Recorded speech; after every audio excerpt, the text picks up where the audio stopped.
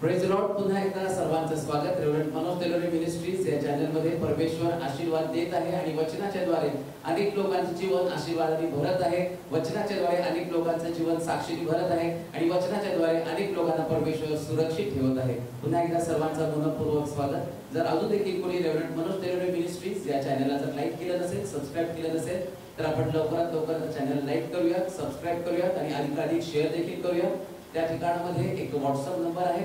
तो व्हॉट्सअप नंबरवर तुम्ही तुमच्या प्रार्थना विनंत्या काही असेल तर तुम्ही त्या ठिकाणामध्ये पाठवू शकता. त्याचप्रमाणे त्या व्हॉट्सअप नंबरवर त्या ठिकाणामध्ये तुमच्या जीवनामध्ये जर काही साक्ष घडली असेल तर तुम्ही साक्ष देखील त्या ठिकाणामध्ये पाठवू शकता. मागील आठवड्यामध्ये एक दुसरा चर्चचे सोलापुरामध्ये एक ब्रदर ते मला भेटले होते आणि त्यांनी एक साक्ष सांगितली.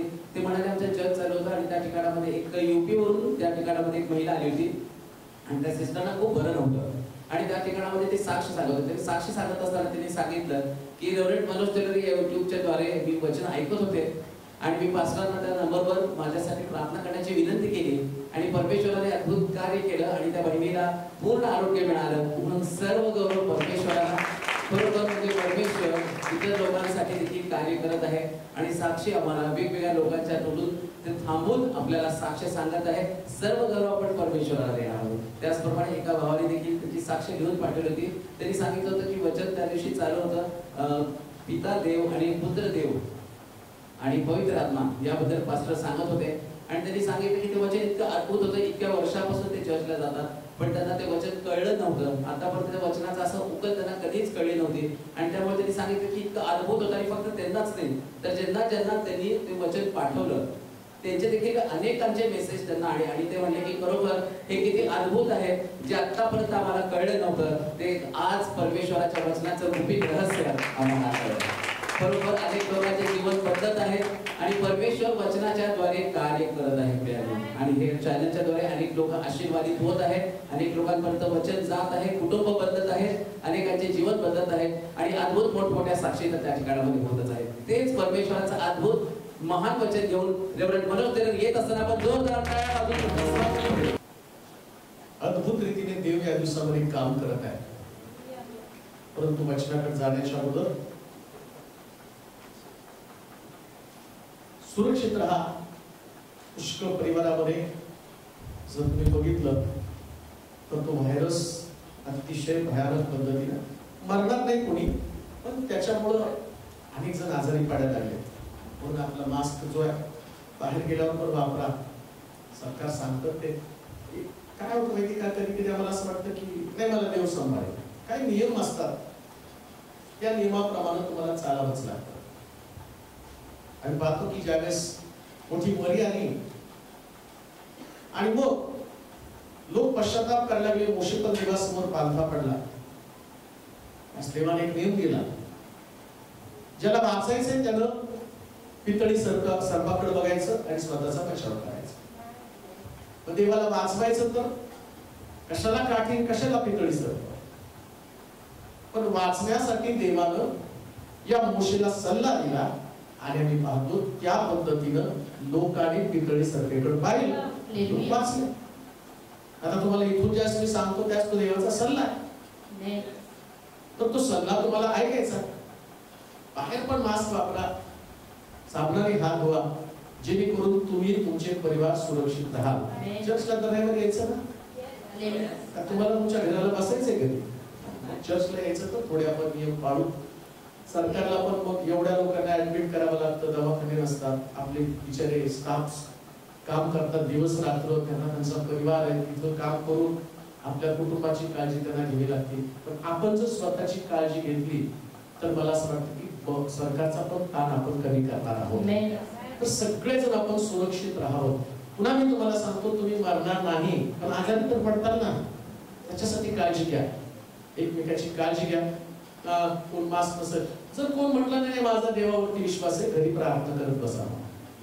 चर्चमध्ये येतात त्या लोकांना सुरक्षित राहण्यासाठी. मास्कची गरज नाही, माझा देवावर विश्वास आहे. देवावरचा विश्वास अशा पद्धतीने जाहीर करता येत नाही. असं जनरल बोलून नसतं ते नुसतं कुठंतरी काहीतरी बोलून नसतं. त्याच्यासाठी खूप वचन शिकावं लागतं. वचनामधलं डिक्लेरेशन त्याला द्यावं लागतं. मग देवावरचा विश्वास असतो. माझा विषय कोण आहे. पुष्कळ लोक या दिवसात देवाच्या वचनानं बदलून जातात, बदलून जातात. साक्षी तर एवढ्या घडत आहेत. कालच एका बहिणीनं सांगितलं फोन करून, कित्येक महिने तिच्या नवऱ्यामध्ये तिचा संघर्ष होता आणि सोडून गेला तिला, आणि तो तिला नेतच नव्हता. आणि नेहमी ती मला मेसेज करून सांगायची, एवढ्या साक्षी घडतायत, मग माझ्या जीवनात का नाही घडत? मी रिप्लाय देत नव्हतो, मी प्रार्थना करत होतो. मला माहितीये देव बांधील नाही, तुम्ही म्हटल्या काहीतरी घडायला, नाही का? तो देव आहे, त्याला जेव्हा करायचं तेव्हा तो करतो. तुम्ही मला किती मेसेज पाठवला, मग हे का मग ते का, मी पण उत्तर देणार नाही, देव पण उत्तर देणार नाही, कारण मी पण तुम्हाला बांधलेला नाही. देवाला देवाचं काम करायचं असतं. अद्भुत रीतीनं देवानं तिच्या पतीचं मन बदललं आणि तो तिला घेऊन जाण्यासाठी आलेला आहे. आता तो घेऊन जाणार, म्हणजे मला वाटतं गेली पण असं कसं. तर देव सगळं करतो त्याच्या समयाप्रमाणे. देवाचा टायमिंग परफेक्ट टायमिंग आहे. देवासारखा टायमिंग कुठंच नाही, त्याचं टायमिंग कधी चुकत नाही. म्हणून अधीनतेनं देवाच्या मार्गामध्ये चालणं एवढंच आमच्या हातात. आम्ही नाही आमची वाट चुकायची, आम्हाला देवाला देवाचं काम करून द्यायचं, आम्ही आमचं काम करायचं. एकदम सोपं जीवन आहे. देवाला का, कशाला, कधी हा प्रश्न विचारलेला आवडत नाही. आणि तो देव तुम्हाला उत्तर पण देत नाही, उत्तर देत नाही पण फटके देतो का. देवाला का प्रश्न केला ना, उत्तर देत नाही. मोशे म्हटला मी जड ओठाचा आहे, तो म्हटला मी तुला पाठवी, तू काळजी करू नकोस, आरोनाला तुझ्या बरोबर पाठवी. मग सगळं संभाषण त्यांच्या बरोबर झालं आणि मग मोशे निघाला, आपल्या बायकोला घेऊन निघाला. मग रात्रीच्या एका उतार शाळेमध्ये ते राहिले आणि तेवढ्यामध्ये देवाचा दूत तिथे आला आणि तो तलवार मोशेवर चालवणार. तेवढ्या मोशेच्या पत्नीने काय केलं, त्याची अग्रत्वचा कापली आणि त्याच्या भोवती रक्त टाकून म्हटलं, हे माझा नवरा, रक्ताला विकत घेतलेला नवरा. मग प्रश्न पडतो, देवानं त्याला सगळं समजावून सांगितलं, मग तलवार का? देवाला आठवतं ना, आम्हाला पण रात्रीच्या झोपेवर आठवतं ना, असं झालं, मग झोप पण येत नाही. पण देवाला पण ते आठवलं, हा एवढं याला समजावून सांगण्याची वेळ काय येते. म्हणून देवाला किंतु परंतु का को हा प्रश्न करायचा नाही, आणि मान घालून देवाच्या मागे चालायचं. आणि देवाच्या मागे चालत असताना तुमची कधीच हानी होत नाही, कधीच नाही, कधीच नाही, 100% नाही. पुढे याच्या मार्गामध्ये चालल्यावर जे जीवन आहे ते मी तुमच्या समोर आहे. मला आनंद वाटतो की एवढे वर्ष देवावरती चाललो, दमलो नाही, म्हणून माझ्यामध्ये नवीन ताकद देवावर चालण्यासाठी. म्हणून लक्षात घ्या, आज एका प्रश्नाची उकल आम्हाला करायची. प्रत्येक व्यक्तीला एक प्रश्न आहे आणि तो प्रश्न काय, तो बायबल मधला प्रश्न. मी असा जन्माला का आलो? कोणीच आपल्या जन्माविषयी समाधानी नाही बरं का. कधी कधी वाटतं टाटा बिर्लाच्या घरात का नाही जन्माला आलो, गोऱ्याला वाटतं, काळ्याला वाटतं मी गोरा जन्माला का आलो नाही. जो गोरा जन्माला आला त्याला असं वाटतं एवढं सौंदर्य, एवढा गोरा श्रीमंत घरामध्ये का जन्माला आलो नाही. सॅटिस्फॅक्शन नाही. एक पती आपल्या पत्नीबरोबर राहताना त्याला असं वाटतं की हे संघर्षाचं जीवन आहे, हे जे माझं जीवन आहे, मी अशा पद्धतीने जन्माला का आलो. काही लोकांना वाटतं माझ्याकडे बुद्धी कमी, काही लोकांना वाटतं माझ्याकडे ओळख कमी आहे, काही लोकांना असं वाटतं माझ्याकडे ताकद कमी आहे, माझ्याकडे ज्ञान कमी आहे. ज्या पद्धतीचा व्यवहार लोक माझ्याशी करतात आणि त्या पद्धती मी असा जन्माला का आलो. वाचू एक वचन, मग मी तुम्हाला त्यातनं सांगणार आहे. तुमच्या जन्माचं कोड आज देवाच्या वचनातून उलगडणार आहे. मी असा जन्माला का आलो. योहानाचं शुभवर्तमान 9 अध्याय 1 ते 4 वचन. तो तिकडून जात असता एक जन्मांत माणूस त्याच्या दृष्टीस पडला. तेव्हा त्याच्या शिष्यांनी त्याला विचारले, गुरुजी कोणाच्या पापामुळे हा असा आंधळा जन्मास आला आहे, याच्या की याच्या आई बापांच्या. येशूने उत्तर दिले, याने किंवा याच्या आई बापांनी पाप केले असे नाही, तर याच्या ठाई देवाचं कार्य प्रगट व्हावी म्हणून हा असा जन्मास आला. शिष्यांचा प्रश्न, हा असा जन्मास का आला. कदाचित तुमच्या जन्माच्या वेळेस तुमच्या आई वडिलांचा प्रश्न असाच असेल,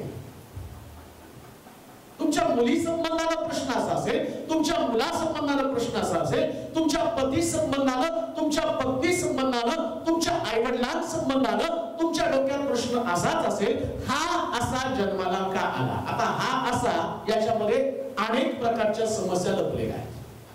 जसं हा आंधळा आहे ना, तसं कोणी दारुडा असेल, कोणी जुगार खेळणार असेल, कोणी चोर असेल, कोणी लुटारू असेल, कोणी मंदबुद्धी असेल, कोणी भांडण करणार असेल, कोणी शिवीगाळ करणार असेल, कोणी त्रासदायक असेल, कोणी गरीब असेल, कोणी कमी बुद्धीचा असेल, कोणी कमजोर असेल, कोणी दुर्बल असेल, कोणाला जास्त समजावून सांगावं लागत असेल.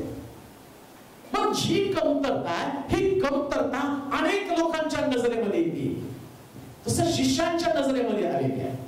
आता शिष्यांना स्वतःच्या जीवनाचं कोड सोडायचं होतं, मग ते ईश्वरा डायरेक्ट सांगत नव्हते. त्याने काय केलं, या आंधळ्याला घेतलं आणि आंधळ्याच्या वतीनं आपले प्रश्न येशू समोर मांडलेले आहेत. आणि मला माहितीये तुम्ही बसलेले प्रत्येक जण एकदा तरी हा डायलॉग मारलेलाच आहे. मी मारलाय स्वतः, तर एकदा नाही, मी तर खूप वेळा मारलेला आहे. पुण्यातच का जन्म झाला, सोलापुरातच कशाला आलो, एवढंच का शिक्षण झालं, नसतं का इंजिनिअरिंगला गेलो, मग तिथं मी मोठा इंजिनियर झालो असतो, मग डॉक्टर झालो असतो, मग अमका झालो असतो. बायबल काय सांगतं माहिती का, जन्माला आलेल्या प्रत्येक मनुष्याला काहीतरी व्यंग, काहीतरी कमतरता, काहीतरी कोड घेऊन प्रभूनं जगामध्ये पाठवलं. कशासाठी माहिती का, देवाचं कार्य त्याच्यामध्ये प्रगट व्हावं. आमेन. देवाचं कार्य प्रगट व्हावं. आमेन.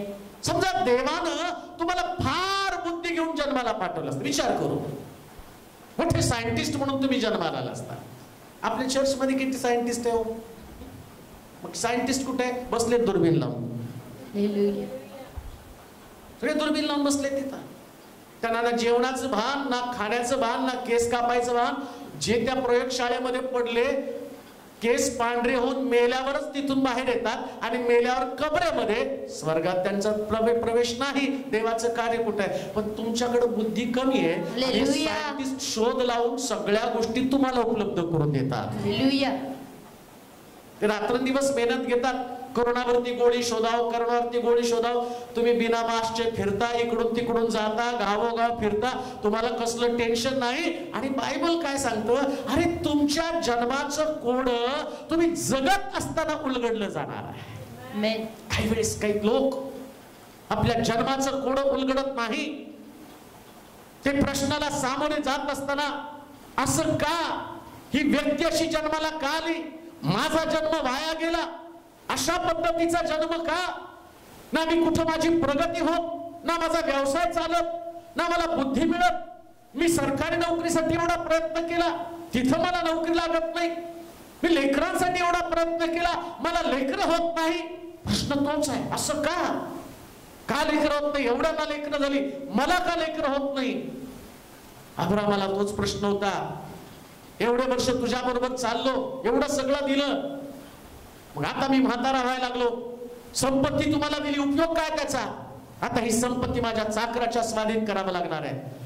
परमेश्वर त्याला म्हटला, तुला एवढा म्हातारा तू झाला, आता सारेला मुलगा होणार नाही, हे देखील वास्तव आहे, पण तुझ्या ठाई देवाचं कार्य प्रगट व्हावं म्हणून मुद्दामून तुला एवढं म्हातारा मी केलं. आणि काय त्याला देवाचं कार्य प्रगट केलं, 100व्या वर्षी इसाक दिला. हालेलुया. परमेश्वर तुमच्यासाठी अद्भुत गोष्ट करीत असतो. त्यास लक्षात ठेवा, जगणं हे तुमचं ध्येय असलं पाहिजे. आणि जगायचं कशाला माहिती का, देवाचं कार्य माझ्या जीवनात प्रगट व्हावं याच्यासाठी मी जगायचं. मग तुम्ही आजारी असाल, देवाच्या कार्यासाठी जगा. मग तुम्ही गरीब असाल, देवाचं कार्य तुमच्यामध्ये प्रगट व्हावं याच्यासाठी तुम्ही जगा. मग तुमच्यामध्ये काही कमतरता असेल, पण देवाचं कार्य तुमच्या ठाई प्रगट होणं याच्यासाठी आणि तुम्हाला जगायचं. कोणी तुमची मदत करत नसेल, तुम्हाला एकटं वाटत असेल, लोक तुम्हाला सोडून जात असतील, नातेवाईक तुमचा अवहेर करत असतील, चारी बाजूनं लोक तुमची निंदा करत असतील, इथं पहा शिष्य धार्मिक लोक या असणाऱ्या आंधळ्या संबंधाला म्हणतात की हा पापी आणि याच्या आईवडिलांच्या पापामुळं का याच्या पापामुळं. कान देऊ नये का? ज्या दिवशी या जगामध्ये तुम्ही कमतरतेनं उणिवानं जगत असता, त्या लोक तुमच्याकडे पाहून म्हणतात हे दरिद्री कशासाठी?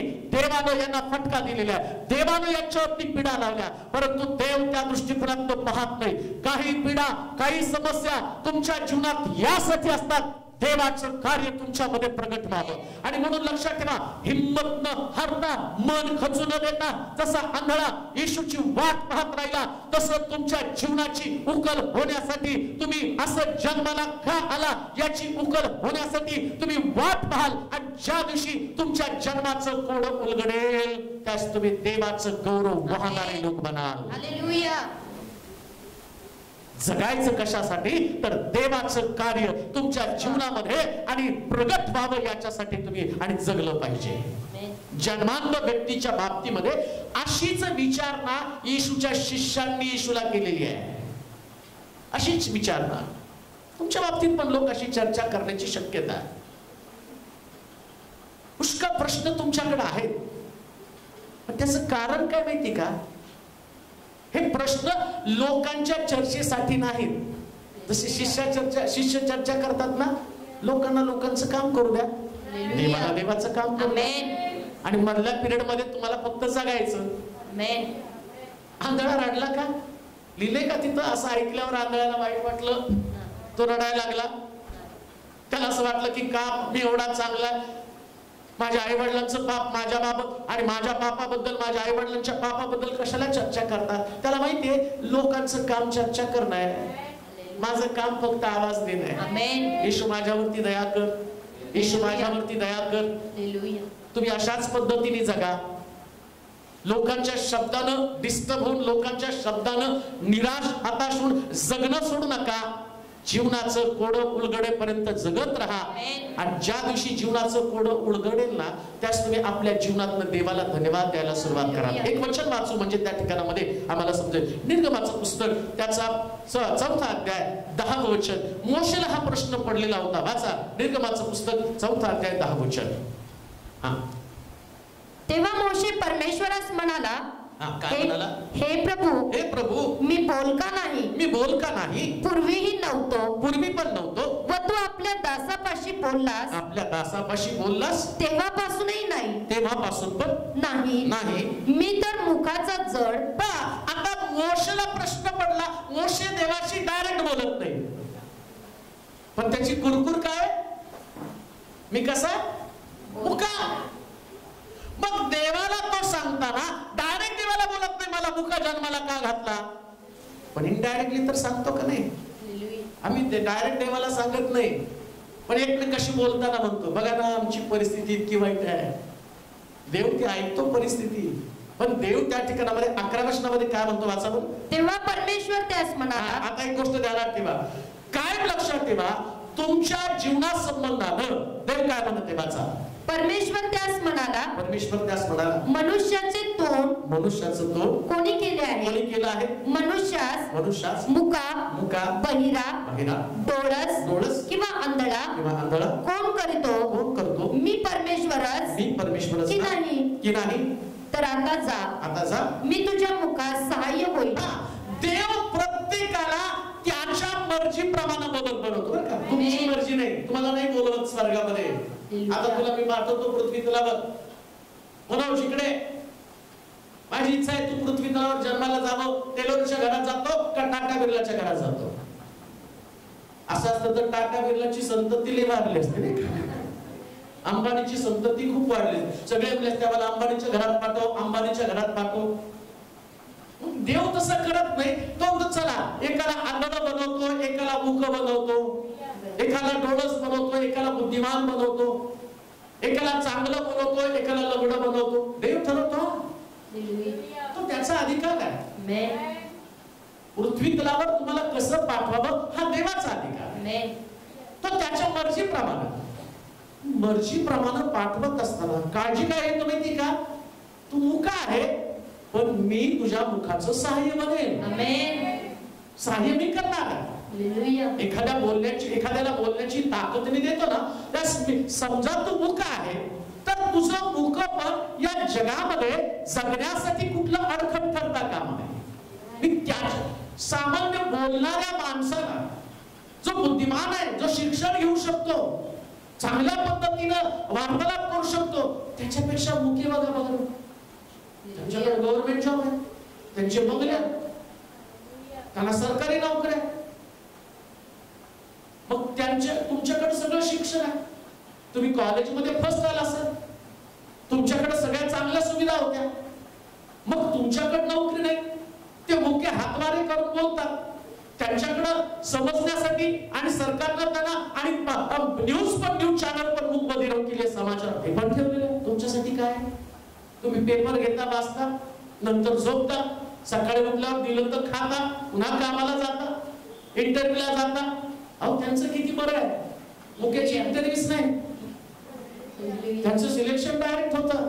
तो मुका तुम्हाला पाहून किती हातवारे कर तुमच्या लक्षात पण येत नाही.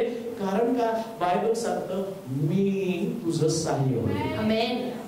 जसं तुम्ही आहात, ज्या परिस्थितीमध्ये तुम्ही आहात, त्या परिस्थितीला दोष देऊ नका.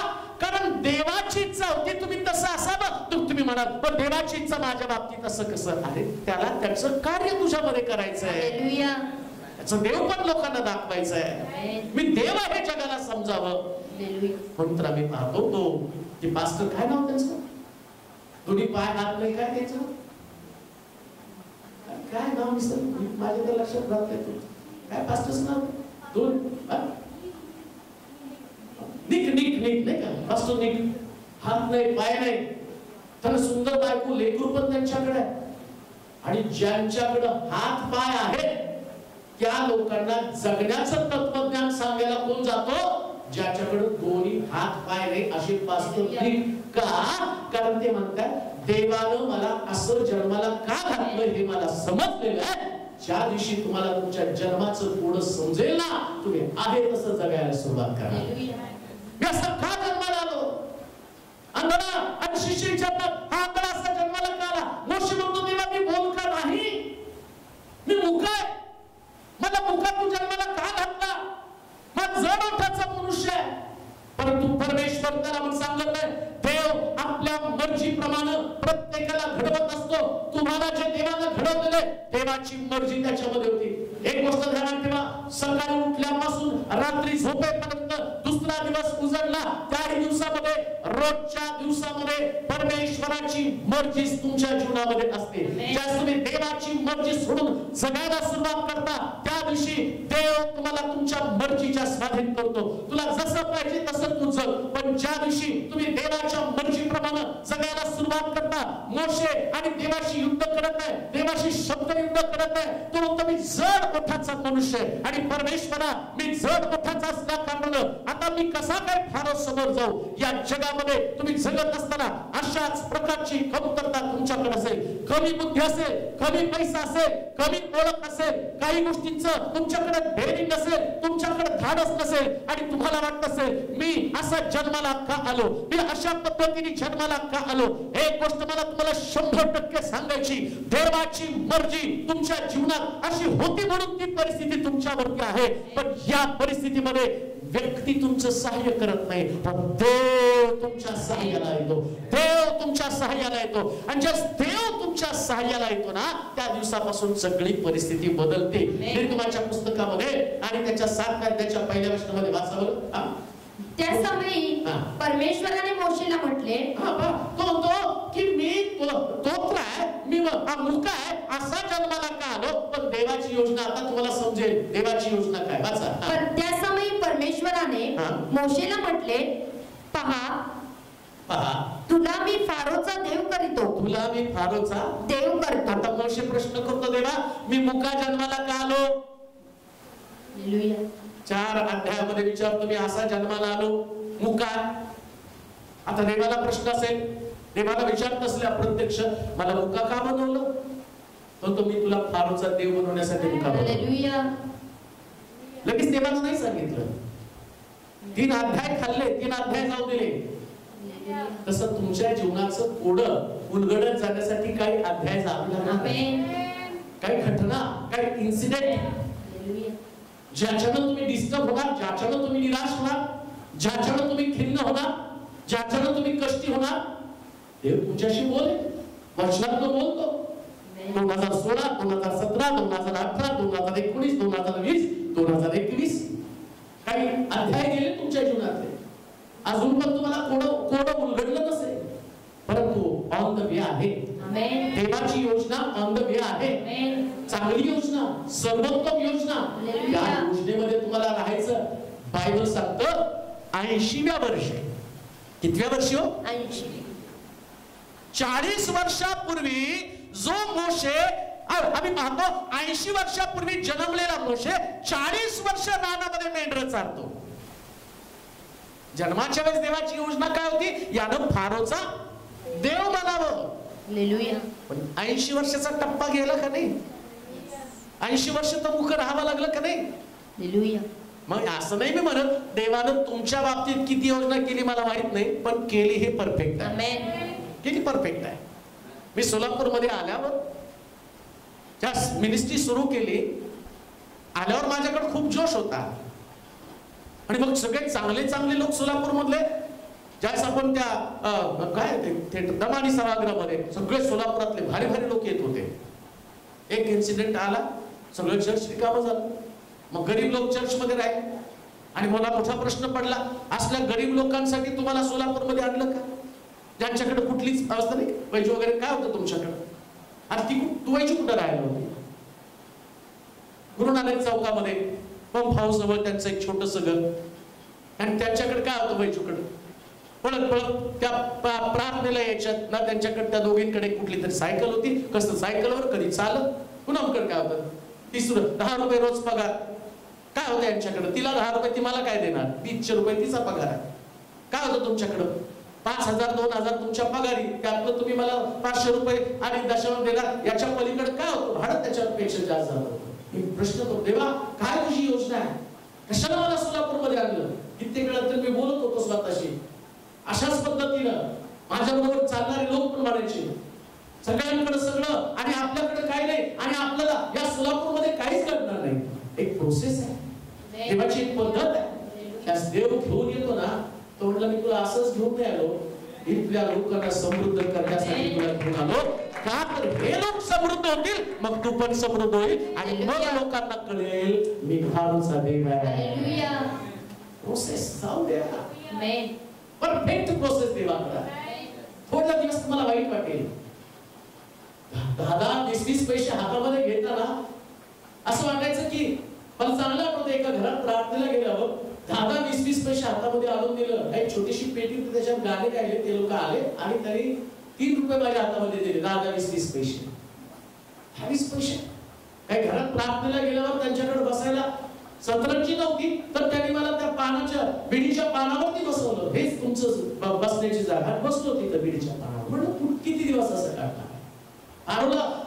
या मोशेच्या बाबतीमध्ये 80 वर्ष, 40 वर्ष चांगल्या स्थितीमध्ये, 40 वर्ष मेंढरांच्या सहवासामध्ये.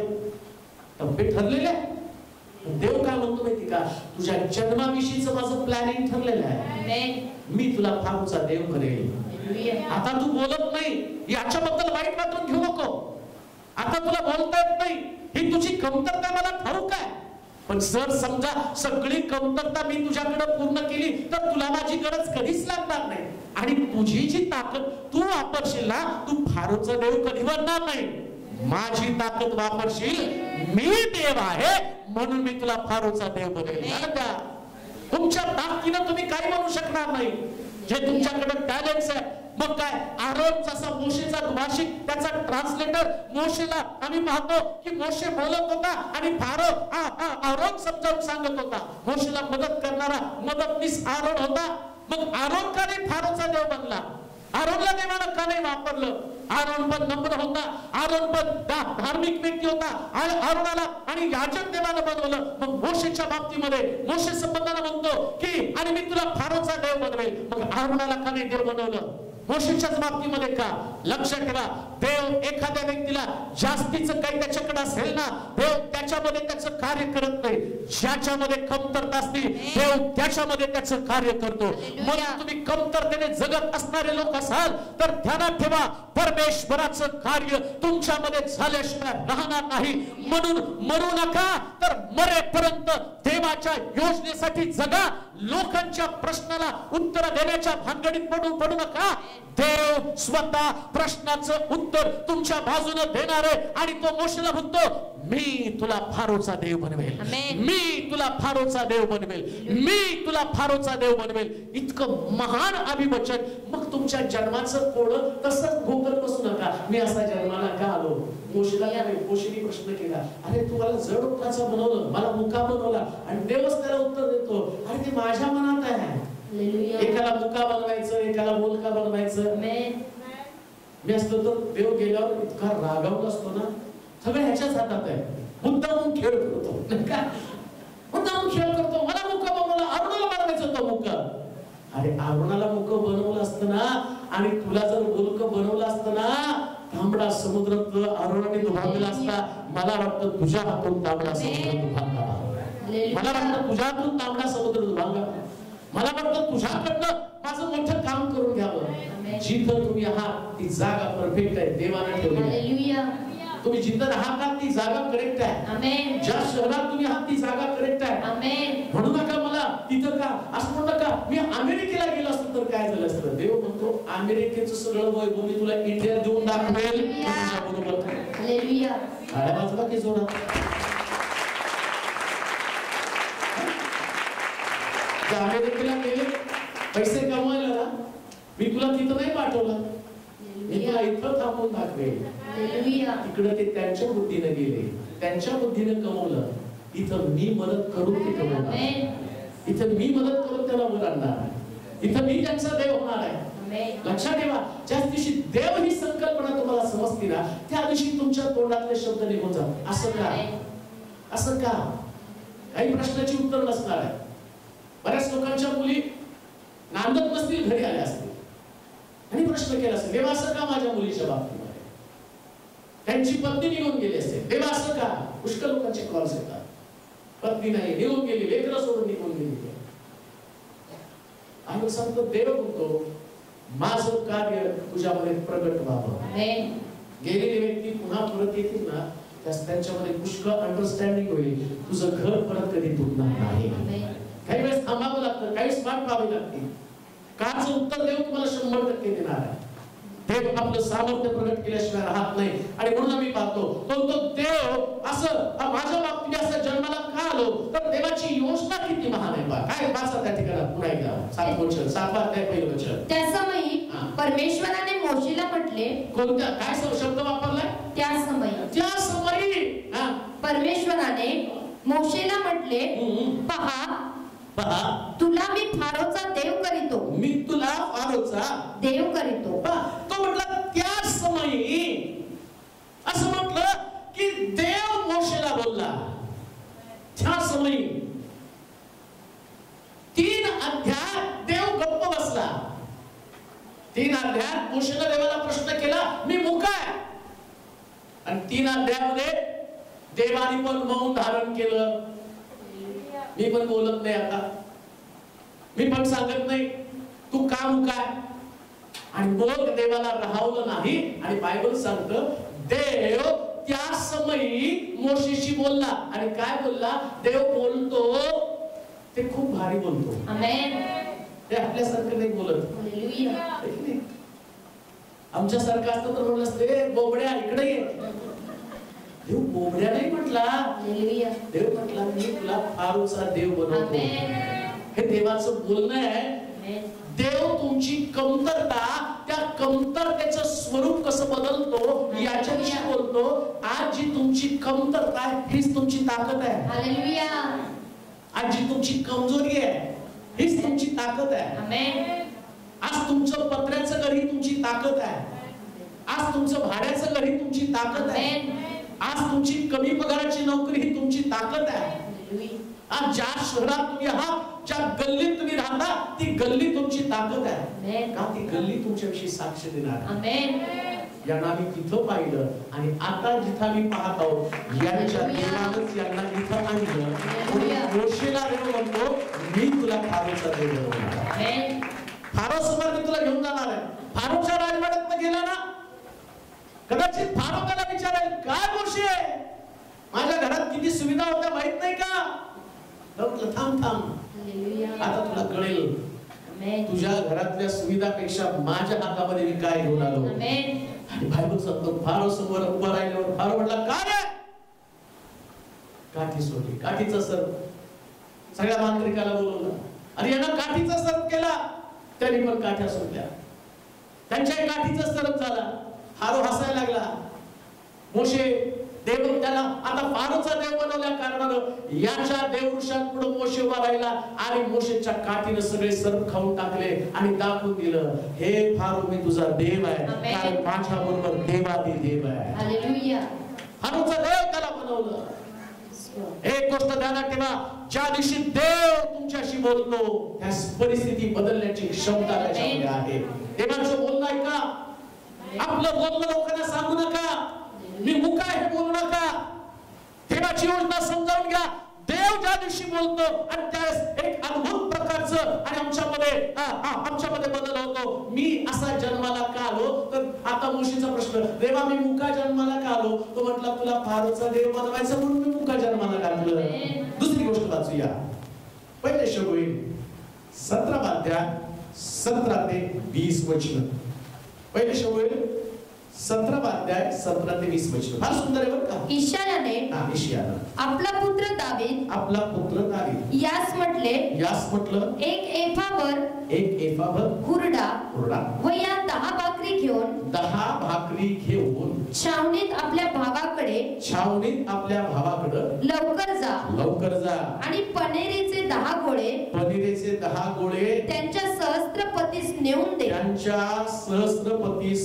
दे.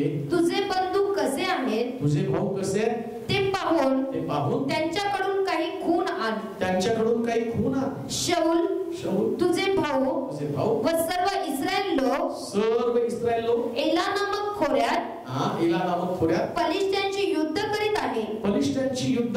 दावीद सकाळीच उठला व शेरडे मेंढरे एका राखणाऱ्याच्या हवाली करून इशायाने त्यास सांगितल्याप्रमाणे सर्व वस्तू घेऊन गेला. सेना रणशब्द करीत रणभूमीकडे चालली असता तो सैन्याच्या गाडीतळावर जाऊन पोहोचला. इस्रायलांनी व पलिश्त्यांनी आपापल्या सेना समोरासमोर आणून युद्धास सज्ज केल्या. दावीद आपल्या सामानाचे गाठोडे सामानाची राखण करण्याच्या हवाली करून धावत सैन्यात गेला. आणि आता पहा 17व्या अध्यायाच्या 17 पासून 20 वचनामध्ये आम्ही पाहतो की दावीदाला अतिशय सामान्य काम. 16व्या अध्यायामध्ये जर तुम्ही गेला 11 पासून 13 पर्यंत वचन वाचा बरं. 16व्या अध्यायात, आता 17वा अध्याय तुम्हाला वाचून दाखवला, पण 16व्या अध्यायात देवाची काय योजना होती वाचा. शमूएलाने इशायास विचारलं, तुझे सर्व पुत्र हजर आहे काय? आता 16वा अध्याय का आधी का 17वा अध्याय आधी? 16. एवढं तर कळते आपल्याला, कळते का नाही? आता 16व्या अध्यायामध्ये काय झालं बघा वाचा. शमूएलाने इशायास विचारलं, तुझे सर्व पुत्र हजर आहेत काय? तो म्हणाला, एक सर्वात धाकटा राहिला आहे. तो पहा शेरडे मेंढरे राखीत आहे. तेव्हा शमूएल इशायास म्हणाला, त्याला बोलावणे पाठवून आण. तो येईपर्यंत आम्ही भोजनास बसणार नाही. त्याने बोलावणे पाठवून त्यास आणले. त्याचं वर्ण तांबूस, डोळे सुंदर व स्वरूप मनोहर होते. तेव्हा परमेश्वराने त्यास म्हटले, उठ, त्यास अभिषेक कर. हाच तो आहे. कोण आहे?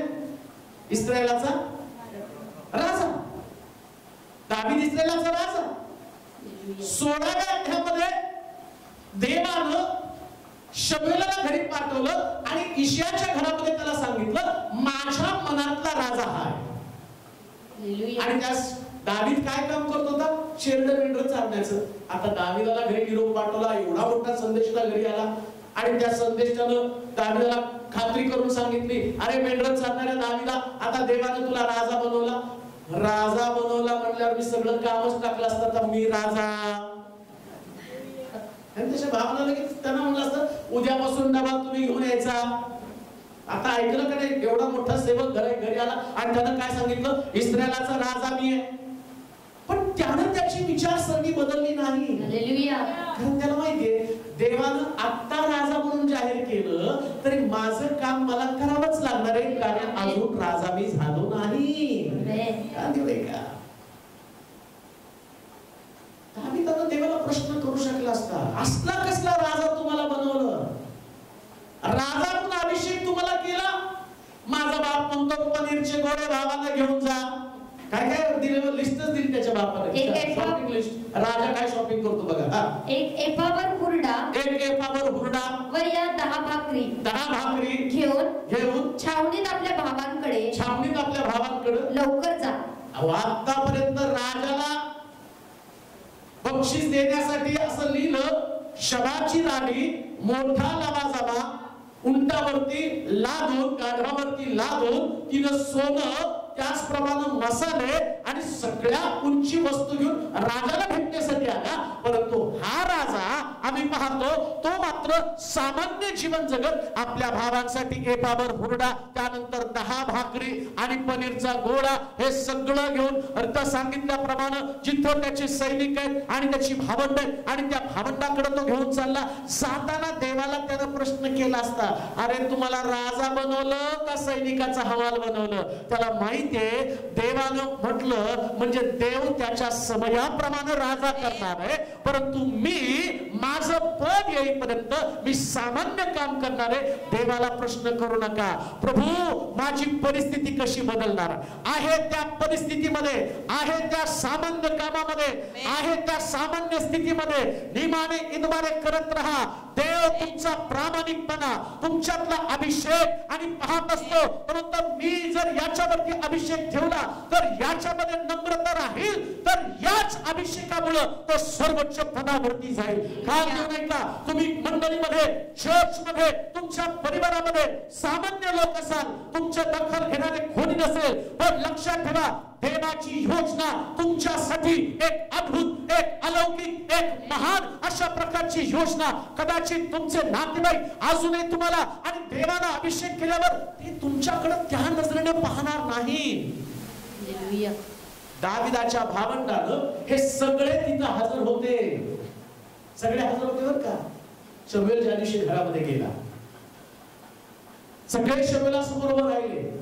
साथीच्या साथी मुलं आणि शमूएल आम्ही पाहतो त्या इशायाला म्हटला एकावरती पण राजाचा अभिषेक नाही. दावीद आला आणि दावीद आल्यावर दाविदावरती अभिषेक केला. नीट आहे का? फार सुंदर आहे. जन्माचं कोड जर समजलं, मी असा जन्माला का आलो. या साथी मुलांसमोर शमूएल सांगतो हा राजा नाहीये. आणि ज्यावेळेस दावीद येतो या सगळ्यांसमोर तो म्हणतो देवानं ठरवलेलं आहे तुझ्या मुलाला दावीदाला इस्रायलाचा राजा करायचा आहे. आम्ही सगळ्यांनी ऐकलं. पण झालं काय?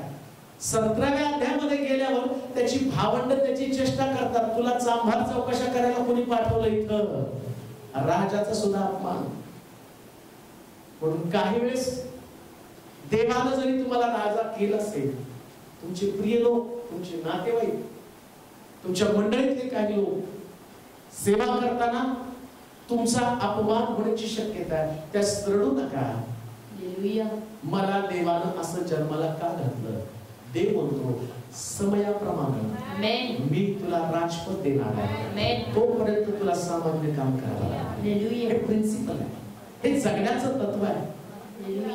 दावीद असा तिथं एवढा अपमान झाला बॉर्डरवरती, पण तरी सुद्धा दाविदानं एक प्रत्युत्तर त्यांना केलं नाही. बायबल सांगतं गल्ल्यात त्याला पाहून त्याची भावंड लपले आणि ते त्याला प्रश्न करतात की तू कशासाठी या ठिकाणात आला, काय आमची थट्टा उडवण्यासाठी आलास का?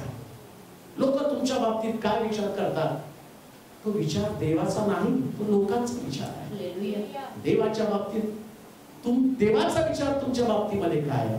तो इस्रायलाचा राजा, सर्वोच्च अभिषेक द्यायचा.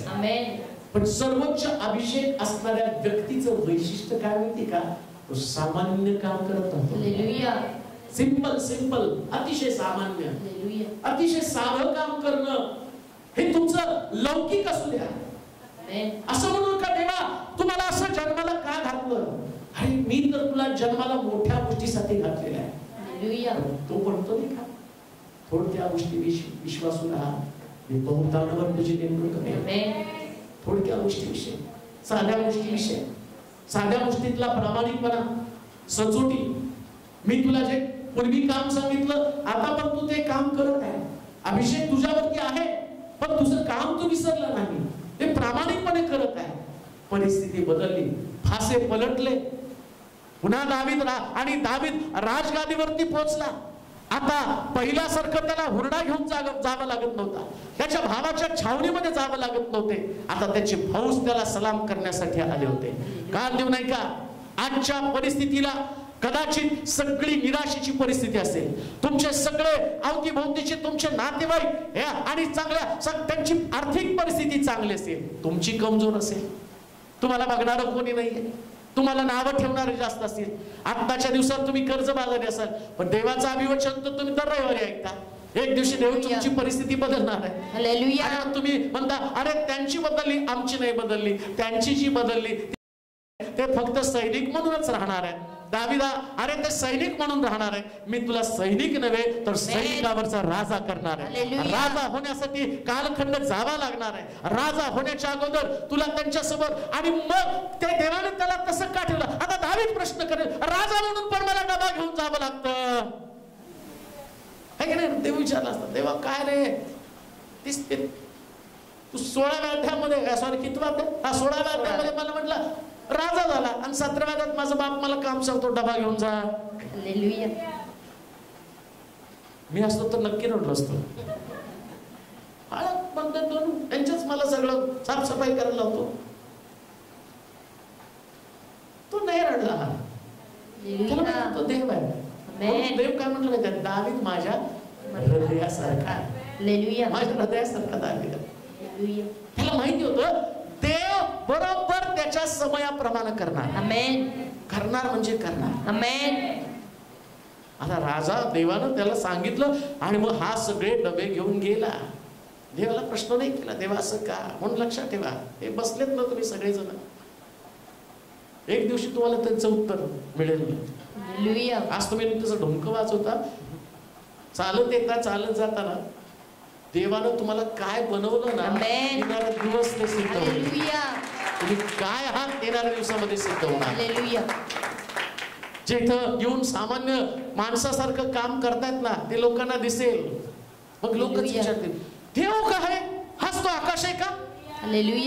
हा पूर्वी येताना ते कोंग वाजवणार आकाश हाच आहे का? आता त्याची स्टाईलच बदलली, सूट बूट एकदम मोठी गाडी, अमकं तमकं. देवाच्या डोक्यात काय चाललंय आम्हाला काय माहिती. पण तोपर्यंत तुम्हाला सामान्य काम करावं लागणार, साधं काम करावं लागणार. आणि एकीकडे शौल आहे. या शौलाला देवानं राजगादीवरती ठेवलं. हो, एक चूक महागात पडली. जे काही त्यांनी घालवलं ते परत आणलं असं लिहिलंय तिथं नाही का? देवऋषी सगळे घालवले होते आणि त्यानं परत आणले. परिणाम काय झाला? शेवटी म्हणतो मला मारून टाकावं, जगणं असहाय्य झालं. त्या राजगादीवरचा व्यक्ती खाली गेला आणि मेंढर चालणारा व्यक्ती राजगादीवरती बसला. देवाच्या डोक्यातल्या कल्पना तुमच्या कधीच लक्षात येणार नाही. देव कसा आहे एक गोष्ट ध्यानात ठेवा, ज्या स्थितीमध्ये तुम्ही आहात ती स्थिती 100% बदलणार आहे. आमेन. 100% बर का? आमेन. आणि मी त्याचा साक्षीदार आहे. मला अभिमान वाटतो. परत ते प्रीतम ज्या चर्च सुटलं आणि आम्ही गप्पा मारलो तर प्रीतम म्हणायला लागला, नाही हो, इकडे आल्यावर सगळं वेगळंच वाटतंय. लॉकडाऊन मध्ये तुमच्याकडे पण 4 व्हीलर, जिथं आम्ही चर्चला जातो तिथं पण, पास्टर सलीमच्या चर्च मध्ये तिथं पण 4 व्हीलर. म्हटलं कारण एकच आहे. ते म्हटले दोन्ही ठिकाणी कारण एकच आहे, आणि ते म्हणजे देव आहे. देव आहे. लोकांच्या नोकऱ्या गेल्या, आर्थिक स्थिती कोलमडली, पण कोणाची आपल्याकडे नाही कोलमडली. सगळ्यांची चांगली, माझी पण चांगली. खाऊन पिऊन एकदम धष्टपुष्ट सगळे आहोत का? देव आहे, सगळं ठीक आहे. जन्माबद्दल दोष देऊन मला का असं ठेवलं, इतकं सामान्य काम का, अरे डबे घेऊन जा. आता ते सैनिक जे त्याच्या आजूबाजूचे लोक असतील ना, त्या भावांबरोबर 7 भाऊ जे राजाकडे सैनिकाचं काम करत होते ना, आता ते सगळे त्यांचे मित्र असतील. दावीद राजगादीवरती बसल्यावर ते भाऊ त्याला डबा आणत होता ना, अरे ते डबा हे राजा झालं. देवाने तुम्हाला सामान्य काम दिलं का?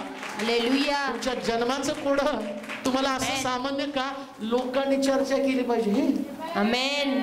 हे असे म्हणले.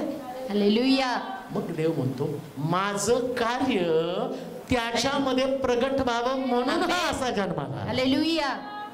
काय सुंदर आहे. कशाला आंधळा आला? शिष्य म्हणतात काय सिक्रेट आहे? अरे सिक्रेट हेच आहे, आधी मी लोकांच्या थट्टेचा विषय बनवतो, आणि नंतर लोकांची थट्टा ते अवाक मोठ्या डोळ्यानं पाहतात. हे कसं घडलं? त्या माझं नाव येतं, जगाला कळतं की मी यांचा देव आहे, मीच घडवू शकतो. प्रिया, मीच घडवू शकतो. देवाशिवाय कोणी घडवू शकत नाही. अजून एकच शेवटची गोष्ट वाचूया. शास्त्रेचं पुस्तक 6वा अध्याय आणि त्याचं 15 वचन. शास्त्रेचं पुस्तक 6वा अध्याय आणि त्याचं 15 वचन. तो त्याला म्हणाला, प्रभो. आता बघा सगळ्याचा कॉमन प्रश्न, इस्रायलाला मी कसा सोडवणार? मी कसा सोडवणार? माझे कुळ मनुष्य वंशात सर्वात दरिद्री आहे, सगळ्यात दरिद्री आहे. तसेच मी आपल्या वडिलांच्या घराण्यात अगदी कनिष्ठ आहे. परमेश्वर त्याला म्हणाला, खरोखर मी तुझ्या बरोबर असेन. जसे एका माणसाला मारावे तसे एक जात साऱ्या मिद्यानाला तू मारशील. आता 12 आणि 13 वाचा बरं. तेच 6वा अध्याय 12-13 वचन.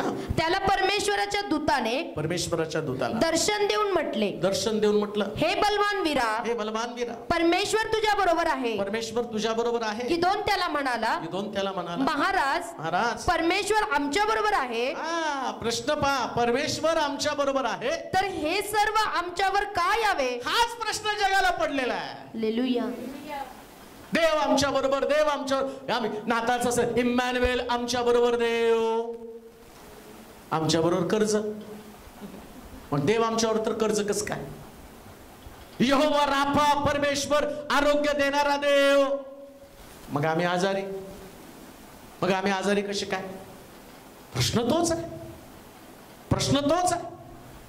परिस्थिती तशीच आहे. यहोवा जायरा, माय प्रोव्हायडर, देव माझा पुरवठा, पण मला सगळीकडे अपयश आहे, सक्सेस नाही. प्रत्येक ठिकाणामध्ये कशातही हात घातलं मी अपयशी आहे.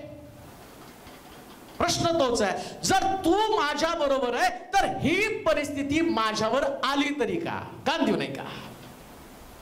आज ज्या प्रकारच्या परिस्थितीचा सामना तुम्ही करत आहात, कदाचित कौटुंबिक वाद असेल, कदाचित आर्थिक परिस्थिती खालावली असेल, कदाचित तुमच्याकडे दारिद्र्य असेल. जसं या गिदोना संबंधानं म्हटलं की माझं कुटुंब सगळ्यात दरिद्री कुटुंब आहे.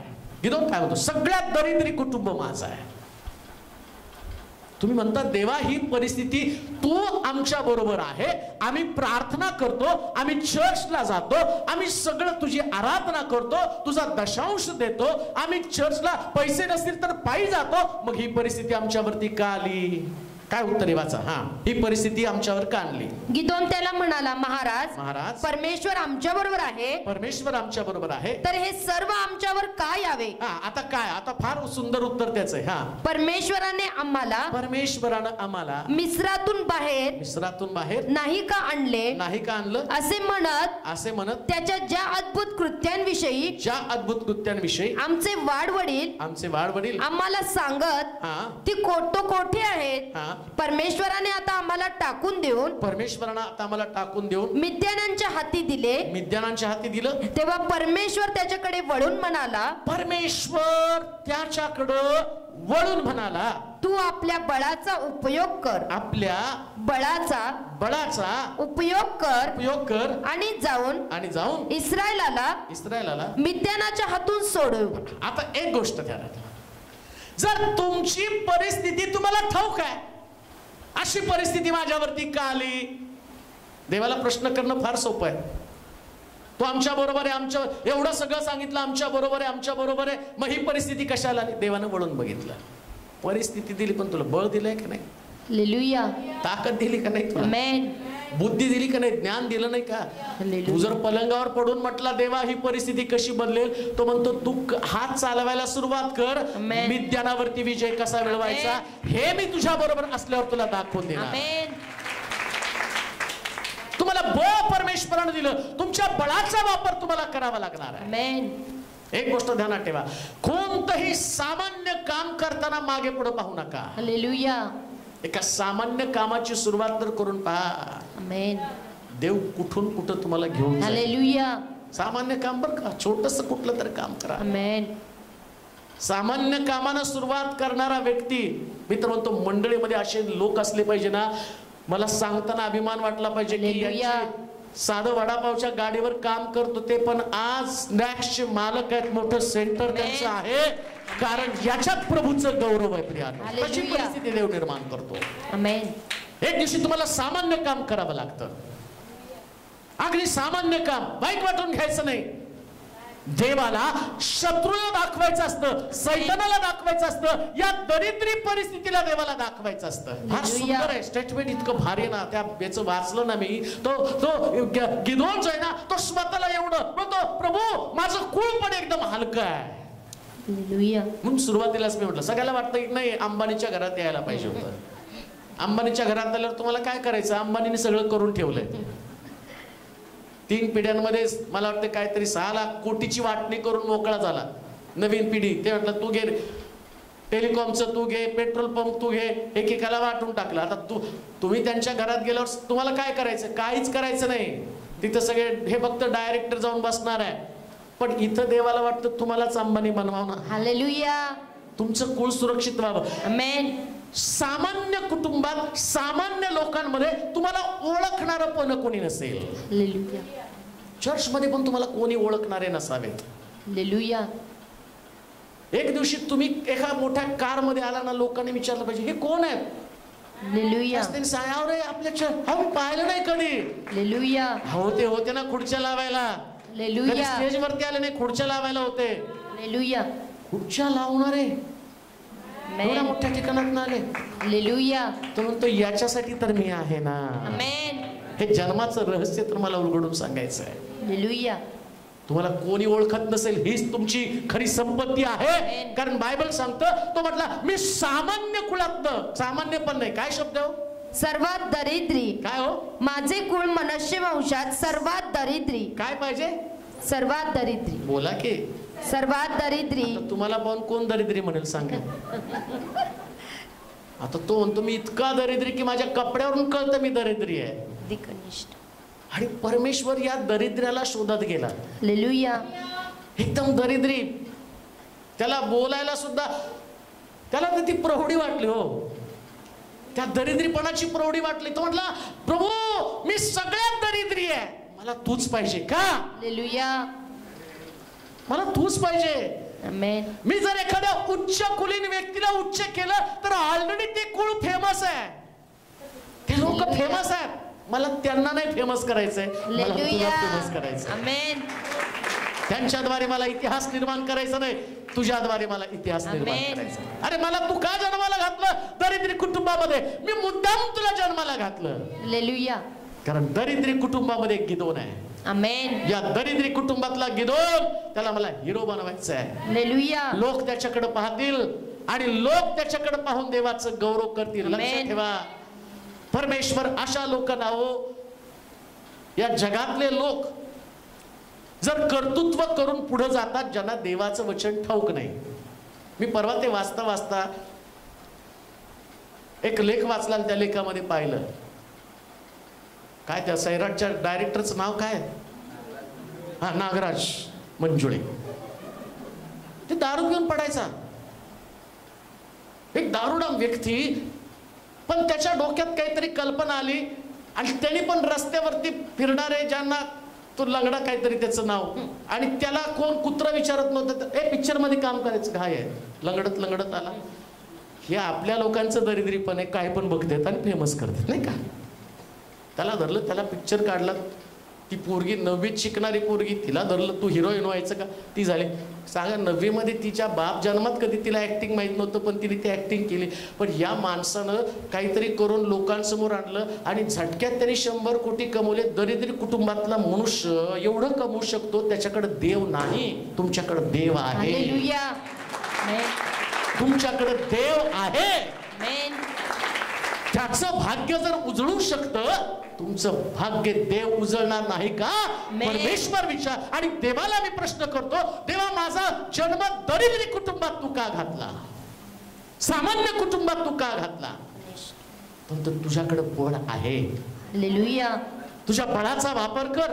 आमेन. काहीतरी देवानं तुम्हाला एक्स्ट्रा दिलेलं आहे बरं का. आमेन. काहीतरी वेगळं आहेच तुमच्याकडं. हालेलुया. असं कोणी नाही. म्हणून ज्याच्याकडं ज्याला बोलता येत नाही ना, तो पण हातभाव करून करून बरोबर शिकतो. हालेलुया. आंधळ्याला दिसत नाही पण तरी सुद्धा अंधांच्या संस्थेमध्ये कामाला आहेत. त्यांना विचारा किती गव्हर्नमेंटमध्ये कामाला आलेत, मंगला गोडकेला विचारा. आणि त्या अंधांमुळे त्यांची पण नोकरी, किती वर्ष नोकरी त्यांनी केली. म्हणजे देवाने आंधळे पण कशाला ठेवले, आमच्या लोकांना नोकऱ्या मिळाव्यात म्हणून. काय देवाचे प्लॅन तर समजून घ्या ना. असं का त्याचं उत्तर देव सांगतो, हे असल्यावर तिथं माझे लोक काम करतील, माझे लोक त्यांना शिकवतील, ते काम करतील. हे देवाचं सूत्रसंचलन जगाकडे. आणि ज्या आंधळ्याकडे डोळेच पाहतील ना, त्यास त्यांना त्यांच्या डोळ्याची किंमत कळावी आणि त्यांच्या डोळ्याने देवाला पाहावं. हाच देवाचा उद्देश आहे, दुसरं काही नाही प्रियांनो. आणि एक गोष्ट ध्यानात ठेवा, या पृथ्वी तलावरचं आमचं आयुष्य संपलं. स्वर्गामध्ये सगळे डोळस, सगळे बोलके, सगळे सुंदर, ना काला ना गोरा. हालेलुया. का काला गोरा इथंच आहे? कारण इथं गौरवी शरीर नाही. हालेलुया. आता सगळ्या लाईट लावल्यावर सगळ्याला वाईटच प्रकाश आहे, लाईटच आहे ना. स्वर्गात आम्ही सगळेच लाईट. तुम्ही तिथं प्रकाशित असणार आहे, येशूच्या प्रकाशाने तुम्ही प्रकाशित. इथं डोळे जे दिले, हा गोरा आहे का, हा काळा आहे का, नाही. मुलगी बघायला गेलं, नाही नाही गोरी पाहिजे. मुलीला दाखवलं, नाही गोरा आहे, थोडासा उंच पाहिजे. आणि मेल्यावर गोरा, तिथं ते मुंग्या पण म्हणत नाही, नाही काळा नाही खात, मी गोरा खातो. ते सगळ्यालाच खाऊन मोकळं करतात, किडे मुंग्या. कुठवर हे झगडं करत बसता. मुख्य भाग काय, मी जन्माला आलो, देवाचं गौरव माझ्या जीवनात. बस हा प्रश्न नाही, मला असं का बनवलं, मला उंच का नाही बनवलं, मला बुटकं का बनवलं, मला श्रीमंत का नाही बनवलं, मला गरीब का बनवलं. नाही, देवाचं काम तुमच्या जीवनात प्रगत, देवाचं रहस्य तुम्हाला समजावं. का मला आजारी बनवलं, 38 वर्ष बघा, 38 वर्षाचं दुःख नाही करी, सगळे पडतात, मलाच कोण सोडत नाही. 38 वर्ष तिथं येशू आल्या तुला बरं व्हायचं का, हे लगेच गार बरं झालं. मी वाटच बघत होतो कधी देव येतो. देवाला माझा पहिला प्रश्न असेल, काय झालं तुझं, बरं व्हायचं का तुला, काय सांगतोस, 38 वर्ष पडू नाही. कारण काय, मला सोडणारं कोणी नव्हतं. तुला सोडणारं कोणी नव्हतं याचं कारण, एक दिवशी मला इथे यायचं. अजून माझा जन्म, येशूच्या जन्माच्या अगोदर पासून तिथं तो होता. 5 वर्ष अगोदर 38 वर्षाचं दुःख नाही करीत तिथं. अजून येशूचा जन्म झाला नाही तेव्हापासून तळ्यावरती पडलेला. नीट आहे का, प्रोलॉंग स्थितीमध्ये तुम्ही फार लंबा काळ तुमचा गेला असेल तशा अवस्थेमध्ये, पण आता देवाच्या कार्याला सुरुवात होणार. येशू तळ्याजवळ आला आणि तो म्हटला, आता पाणी हलण्याची गरज नाही, आता मीच तुला बरं करणार, आता मी तुला बरं करणार आहे. कोणता नवीन इन्सिडेंट तुमच्या जीवनात घडणार नाही, पण घडवणारा देव ज्या तुमच्यामध्ये येईल त्या सगळीच परिस्थिती बदलून जाईल. म्हणून आता कोणा व्यक्तीकडे पाहू नका. माझं कुळ सगळ्यात गरीब कुळ आणि खालच्या कुळातला मी आहे. लक्षात ठेवा, मनशे कुळ काय म्हटलं तो? अगदी कनिष्ठ आहे. कनिष्ठ कुळ आहे. मी आपल्या वडिलांच्या घराण्यात अगदी कनिष्ठ आहे. माझे कुळ मनश्शे वंशात सर्वात दरिद्री आहे, सगळ्यात दरिद्री. तसेच मी आपल्या वडिलांच्या घराण्यात, माझ्या वडिलांच्या घराण्यात अगदी कनिष्ठ आहे. बस काय चांगले सांगा बरं याच्यात? कनिष्ठ दरिद्री, कनिष्ठ दरिद्री, कनिष्ठ दरिद्री. पण आम्हाला असं वाटतं की सगळं चांगलं, आमचं घराणं सगळ्यात भारी. राहू द्या, तुमच्याकडे देव बघत नाही. आमची फॅमिली सगळ्यात रिच. आगे जाओ. हालेलुया. हा, एकेकाळी आम्ही दरिद्री होतो, पण आज आमचं स्टेटस देवानं बदललं आहे. ही तुमचं स्टेटमेंट आहे. आमेन. हे स्टेटमेंट आहे. आणि जे आज दरिद्री आहे एक दिवशी त्यांचं स्टेटस असणार आहे. आमेन. म्हणून म्हणतो त्याचं पण तुम्हाला घमेंड असली पाहिजे, जशी याला घमेंड होती. काय घमेंड आहे? सर्वात दरिद्री, मनश्शे वंशात माझे कुळ सर्वात दरिद्री आहे. म्हणजे तो घराण्याचा विचार करतो, काय आमच्या घरात चांगलं नव्हतं. हालेलुया. मला आठवतं की 10वी पास झाल्यावरती असंच एका रिलेटिव्हला मी भेटायला गेलो. आमच्या आईने सांगितलं, जा सांगून ये त्यांना पास झाला म्हणून. मला तर मुळात कुठली आवडत नव्हती फॅमिली. आणि गेलो वडिलांकडच्या लोकांकडे. आईकडचे लोक जरा चांगले होते, तसे असतातच आईकडचे, नाही का? सगळीकडे तीच बोंब असते. वडिलांकडे थोडासा प्रॉब्लेम असतो. आणि गेलो, मार्कशीट दिली हातामध्ये. त्या 10वी पास त्या काळामध्ये, कारण निकालच लागायचा 32%. आता तुमचे सगळे ढकलून ढकलून पास करते. सत्य त्यांना वाचायला येत नाही, पण 10वी पास होते. तो काय सरकारचं आम्ही त्या या वेळेस जन्मला असतो तर बरं असतं. अरे कोरोनात तर कोणी पेपर दिले नाही तरी 74, 77, 78% सायन्स कॉमर्स काहीच फॅकल्टीज नाही. पण त्याच 10वी पास म्हणजे लय भारी होतं. आमच्या इथं रडायला लागली पास झाल्या. मी म्हटलं एवढा मोठा पराक्रम करून आलो, 10वी पास झालो. गेलो बघ नातेवाईकांना भेटायला. बघ बसलो तिथं. 10वी पास तर बाजूला राहिलं. आमचे वडील दारू पित होते, आई आमची धुणं भांड्याचं काम करायची. मग त्यांनी मला सुनवायला लागले. माझ्या नवऱ्याला मी सांगितलं, तुझी बायको काय धुणं भांड्याचं काम करणारी नाही, जी बायको शिक्षिका आहे आणि तुला स्टँडर्डच राहावं लागेल. म्हणजे 10वी पास होण्याचं तर बाजूलाच गेलं, पण हे सगळं ऐकावं लागतं. असलं कुळ म्हणजे कुळ कुठलं? एकदम सामान्य नाकारलेलं कुळ. पण देव तिथंच काम करतो. आमेन. देवाला तिथं काम करायचं होतं. हालेलुया. जे वास्तव तुमचं आहे ते वास्तव देवाला मान्य नाही. लक्षात घ्या, ते तुमचं वास्तव आहे पण देवाला ते मान्य नाही. देवाला वाटतं तुमच्या कुळातनं तुम्ही हिरो बनावं. आमेन. तुमच्या घराण्यातनं तुम्ही हिरो बनावं. आमेन. जे तुम्हाला एक दिवशी, मला आठवतं की नातेवाईक असे, मी असं बाहेर जाऊन थांबायचो तर सगळे खाऊचे पुढे घेऊन आमच्या दारातनं जायचं. आमच्याकडे बघत पण कोण नव्हतं आणि ओळख पण देत नव्हतं. का तर आमचे वडील दारुड्याची मुलं, ती धुणं भांडे काम करणारी बाई, तिच्यासह काय बसायचं उठायचं. पण एक दिवस आला की ते सगळे लोक मला फोन करून बोलवतात. रियालिटी हे देवच करू शकतो. जिथं आहात ते ठिकाण देव तुम्हाला तिथं ठेवत नाही.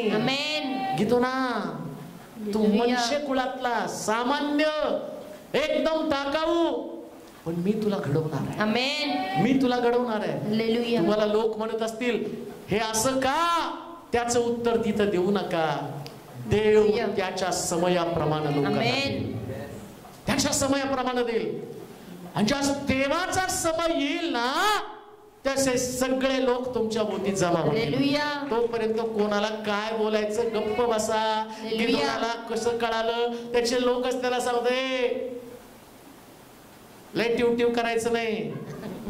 तो काय म्हणतो माझं बाप माझे कुळ मनश्य वंशात सर्वात दरिद्री आहे. तसंच मी आपल्या वडिलांच्या घराने. तुझा बाप तुझ्या बापाचं घराणं कसं कनिष्ठ आहे. अजिबात आमच्या समोर खालीमान घालून बसायचं. आता बसा. हा समय खालीमान घालून बसण्याचा समय आहे. देवाला प्रश्न करू नका देवा कुठवर मान खाली घालू. जोपर्यंत मी तुला उंच करत नाही तोपर्यंत खाली मान घाल. एकदा मी तुझी मान उंच केली ज्या माना तुझ्या समोर उंच आहे. योसेफा समय येईल त्यास 11 पेंढ्या तुझ्या पेंढीला नमन करतील. सूर्य चंद्र तारे तुला नमन करतील. पण तोपर्यंत कुठल्याही प्रकारे आपल्या मनाला वाईट वाटून घेऊ नको. देवाचा प्लॅन देवाची योजना समजावून घ्या. शास्त्र सांगतं आंधळ्या संबंधानं प्रश्न केला हा असा जन्माला का आला. तुमच्या जन्माचं कोड मी असा जन्माला का आलो. जाताना उत्तर घेऊन जा. देवाचं कार्य माझ्या जीवनात प्रगट व्हावं म्हणून मी असा जन्माला आलो. आणि ज्या दिवशी हे तुम्हाला समजेल ना तुम्ही निराश म्हणून जगणार नाही. तुम्ही भविष्य सुंदर पाहणार आणि तुम्ही म्हणणार आहे आता हे जे आहे याच्यापेक्षा देव जे करणार आहे ते भारी आहे. देव जे करणार आहे ते भारी आहे. आणि तसला टेलर घेऊन घरामध्ये जाऊन तसंच पाहिजे म्हणून आम्ही म्हणतो 11 पेंड्या सूर्य चंद्र तारे नमन करतायत. हे त्यानं पाहिलं ना रोज उठून त्याच्या भावाला तो सांगायचा 11 पेंड्या. डोकं फिरलं तो वेडा आहेस. मग त्याने त्या वेड्याला खड्ड्यात टाकलं. मारायला निघाले विकायला निघाले. लोक तुम्हाला वेड ठरवतील. हे तुमचं वेडपणच आहे ना हे देवाच्या गौरवाचं कारण बनणार. पॉझिटिव्ह राहा. असा जन्माला का आला हा विचार करू नका. एक कारण डोक्यामध्ये पक्क ठेवा देवाचं कार्य माझ्या जीवनामध्ये. देवा तुम्हाला आशीर्वाद देऊ. तुमच्या जन्माचं रहस्य प्रभू तुम्हाला समजावून सांगू. आपले डोळे आपण बंद करू. आपल्या जागेवरती उभं राहूया. जिथं आहात तिथंच तुमच्यासाठी प्रार्थना करण्यात येईल. प्रार्थना करून आपण लगेच चर्च सोडूया जेणेकरून पुढच्या रविवारी येण्यासाठी आपल्याला कुठलीच अडचण येऊ नये. तुमच्या व्याधी विकारासाठी सगळ्यासाठी इथूनच प्रार्थना केली जाणार आहे. एकमेकाला भेटू नका. सरकारचे नियम पाळा. आपण प्रार्थना करू. सर्व समर्थ देवा आभार मानतो तुझी स्तुती करतो आजच्या दिवसाबद्दल. मी असा जन्माला का आलो. कित्येक दिवस आम्ही असेच वाया घालवले. मी असा जन्माला का आलो. आमच्या परिवारातल्या सदस्यांमुळे सुद्धा आम्ही दुःखी झालो आणि म्हटलं ही अशी जन्माला का आली. कदाचित आमची लेकरं कदाचित आम्ही स्वतः. परंतु आज आमच्या बुद्धीवरचा गंज तू काढून टाकला आणि जे दाखवलं ते अप्रतिम अद्भुत त्याला तोडच नाही. आता इथून पुढे आम्ही आमच्या परिस्थितीला स्वतःला दोष देणार नाही. अनेक लोकांना आज तुझं वचन समजू दे प्रभूजी. काही लोक असल्या परिस्थितीमुळे हताश निराश होऊन आपलं जीवन संपवण्याच्या कलास आलेले आहेत. असं का. त्यांच्याकडे आशा नाही. जसं गिदोन म्हणतो माझं कुटुंब माझं कुळ मनशे वंशातलं सगळ्यात दरिद्री कुळ. या करोनानं अनेक लोकांना दरिद्री कुळामध्ये नेऊन टाकलं. पण ही त्यांची अवस्था कायम नक्कीच राहणार नाही. ज्यांच्या समोर त्यांच्या नोकऱ्या गेल्या त्यांची घरं गेली परंतु निराश हताश न होता देवाचं कार्य आमच्या जीवनात होणार आहे याच अभिवचनावर रोजच्या दिवसात जगायला सुरुवात करण्यासाठी त्यांचं सहाय्य कर. जी ताकद जी शक्ती जे बळ त्यांना दिलं त्या बलाचा योग्य पद्धतीने त्यांनी वापर करावा. प्रभूची महान गौरवी अद्भुत योजना सिद्धीस देण्यासाठी तुझी कृपा त्यांना पुरवून दे प्रभूजी. आज आमची लेकरं यांच्याबद्दल मी तुझे आभार. जेवढी बुद्धी त्यांना आहे, जेवढं ज्ञान त्यांच्याकडे आहे, पण आम्हाला पूर्ण विश्वास आहे तू यासाठी आम्हाला ती लेकरं दिली कारण तुझं कार्य त्यांच्यामध्ये आहे. आम्ही नाही त्याच्यासाठी कुरकुर करत. अशी काय रडकी असतील, त्रासदायक असतील, कमी बुद्धी नसतील, कदाचित न ऐकणारे असतील, कदाचित आम्ही अशा परिवाराचा भाग असो ज्या परिवारामध्ये आतापर्यंत चांगलं काहीच घडलं नसेल, पण आम्ही नाही प्रश्न करणार देवा तू असं का केलं. आम्ही त्या गोष्टीची वाट पाहत आहोत. एक दिवशी उठाव होणार आहे, एक दिवशी अपलिफ्टिंग होणार आहे, उंच केलं जाणार आहे, आणि त्या समयाकडे आम्ही पाहत आहोत प्रभूजी. आम्ही एकच म्हणतो की तो संयम, ते कंट्रोल 40 वर्षापर्यंत जसं मोशेला दिलं, 80 वर्षाचा झाल्यावर त्याला बाहेर काढलं आणि 40 वर्ष इतकं अद्भुत रीतीने तुझं कार्य त्याच्याकडनं करून घेतलं की त्याला 5 पुस्तकाचा लेखक तू बनवलं प्रभूजी. आम्ही पुस्तकं लिहिणारे लोक बनावेत. लोकांचं जीवन आम्हाला नाही लिहायचं, आम्हाला देवाचं कार्य आमच्या जीवनामध्ये लिहायचं. असले लेखक तुम्हाला जे लोक आज फेसबुक, युट्यूब, गुगल मीट वेगवेगळ्या माध्यमातून तुझं वचन ऐकत आहे, त्यांना पण आपल्या जीवनाचं कोड उलगडलं जाऊ दे. आम्ही जे जन्माला आलो ती देवाची इच्छा होती आणि तसंच आम्ही जगावं ही देवाची योजना आहे. देवाची योजना पूर्णतः गेल्यावर 100% आम्ही लोकांसमोर उंच होणारच आहोत. जे लोक आजारी आहेत, ज्यांना आरोग्याची गरज आहे, जिथं आहे तिथं त्यांना स्पर्श कर. आर्थिक प्रश्न सुटू दे, कुटुंबातले वाद सुटू दे, कौटुंबिक असणाऱ्या समस्या निघून जाऊ दे, कर्जाची समस्या, आर्थिक आशीर्वाद, सगळे आशीर्वाद त्यांच्या घरामध्ये पाठव प्रभूजी. आमच्या देशासाठी, आमच्या राष्ट्रासाठी, आमच्या राज्यासाठी, आमच्या शहरासाठी प्रार्थना करतो देवा. सुरक्षित राहू दे तुझे लेकरं, सुरक्षित राहू दे तुझे लोक. जे पॉझिटिव्ह असतील त्यांना धैर्य दे. देवाचं कार्य त्यांच्यामध्ये व्हावं याच्यासाठी ते आजारी आहेत. ते जाणार नाही, त्यांना हानी नुकसान होणार नाही. लवकरच पुन्हा एकदा संपूर्ण मोकळीकता तू जाहीर करणार आहे, त्या दिशेनं आम्ही आमची दृष्टी लावतो. सरकारला ज्ञान दे, बुद्धी दे. मंत्रीगण आहेत, अधिकारी लोक आहेत, हे कशा पद्धतीने आणि त्याचं नियोजन करावं याविषयीचं ज्ञान त्यांना दे. या देशातल्या, या राज्यातल्या, शहरातल्या लोकांना त्याच्यासाठी प्रार्थना करतो प्रभूजी. सगळे नियम त्यांनी काटेकोरपणे पाळून या कोरोनाला हद्दपार करावं यासाठी त्यांना पण अंडरस्टँडिंग दे. आलेल्या प्रत्येक व्यक्तीला तुझ्या सुरक्षित हातामध्ये सोपवत आहे. जाताना त्यांच्यामध्ये भीती नव्हे तर आनंद घेऊन त्यांना पाठव प्रभूजी. पुन्हा भेटतील तर मोठ्या साक्षी असू दे. तुला गौरव दे, तुझी स्तुती करत येशूच्या नावात ही प्रार्थना विनवणी केली म्हणून तो ऐक. आमेन. आता देवबापाची प्रीती, प्रभू येशू ख्रिस्ताची कृपा, पवित्र आत्म्याची सहभागिता तुम्हा सर्वांबरोबर आता आणि सदा सर्वदा असो.